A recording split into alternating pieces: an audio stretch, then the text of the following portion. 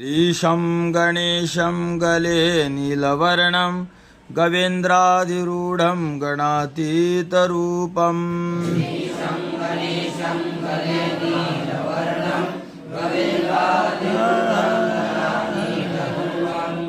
भवं भास्वरं भस्मनाभूषिताङ्गं भवानी कलत्रं भजे पंचवक्त्रम्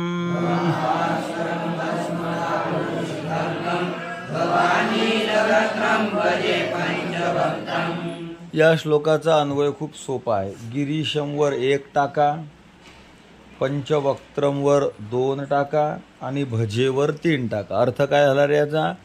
भजे सगळ्यात शेवटी गेलेत, बरोबर? हां, तर भजेचा अर्थ मी त्याची भजन करतो, मी त्याची सेवा करतो. कोणाची?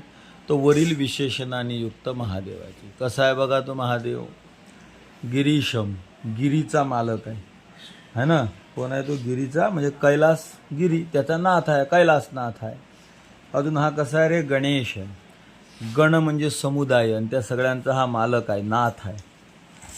गले नीलवर्णम, याच्या गळ्यामध्ये निळा वर्ण आहे म्हणजे नीलकंठ. अजून हा गवेंद्राधिरूढम, गव म्हणजे गाया आणि त्या गायीचा इंद्र मालक कोण? बैल. आणि अधिरूढम म्हणजे हा बैलावर बसलेला आहे. अजून रे हा गणातीत रूपम, गणातीत गणना करणं म्हणजे मोजणं, याला गण म्हणतात. आणि त्या मोजण्याच्या हा पलीकडे आहे. गणातीत याचे एवढे रूप आहेत की ते आपण मोजू शकत नाही. अजून हा कसा आहे रे? भवम आहे, या संसाराचं कारण आहे. भास्वरम, हा परमात्मा प्रकाश स्वरूप आहे. अजून रे भस्मनाभूषितांगम, भस्माने याचं अंग भूषित केलेलं आहे, भुसवलेलं आहे.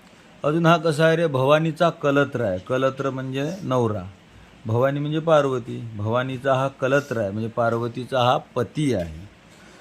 अजून रे हा कसा आहे? पंचवक्त्रम, याला 5 तोंडं आहेत. किती तोंडं आहेत? आणि अशा या महादेवाला भजे, मी त्याचं भजन करतो, मी त्याची सेवा करतो, असा साधा सरळ अर्थ आहे. पण त्याला विशेषण बघा, मागच्याही श्लोकात महादेवाला विशेषणं दिलेत अनेक आणि याही श्लोकात दिलेत. किती विशेषणं आपण महादेवाला वापरू शकतो? बाप रे बाप, एवढ्या विशेषणाने युक्त महादेव आहेत. ठीक आहे.